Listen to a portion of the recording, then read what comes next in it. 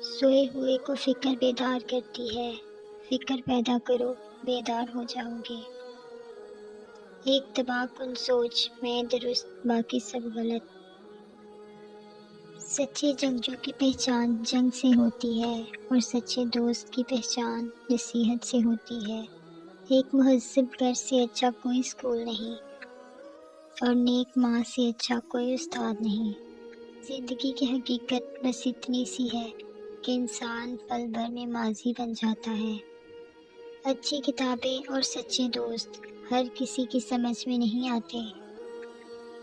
اپنے دماغ کو ہر اس سوچ سے صاف رکھو جو آپ کو آگے بڑھنے سے روکے۔ سفر زندگی کا ہو یا بندگی کا، ارادے کی مضبوطی شرط ہے۔ یقین کی پختگی اور اخلاق کا حسن جس انسان میں ہو، وہ ایک ہی وقت میں خالق اور مخلوق دونوں کا محبوب بن جاتا ہے۔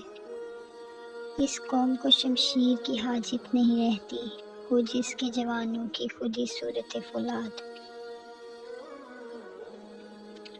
مفلس نے یہ کہہ کر ماسک ہی پھینک دیا کہ بھوک سے بڑی کوئی بیماری نہیں۔ کہیں خوف ہے کہ اللہ دیکھ رہا ہے، تو کہیں اطمینان ہے کہ اللہ دیکھ رہا ہے۔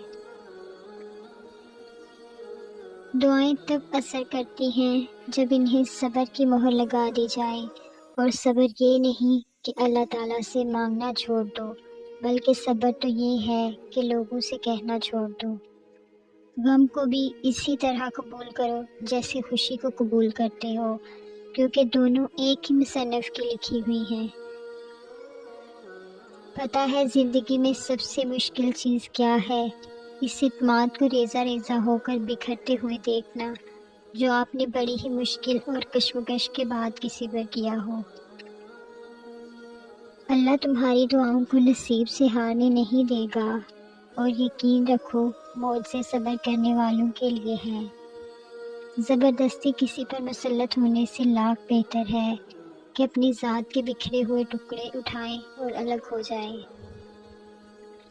احترام کریں لیکن غلامی نہیں۔ پلکوں پر بٹھانا سیکھتے ہیں تو نظروں سے گرانا بھی سیکھیں۔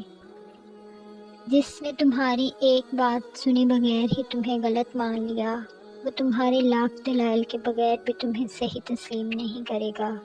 اس لیے لوگوں کو خوش کرنا چھوڑ دے، کیونکہ لوگوں کو خوش کرنا ناممکن ہے۔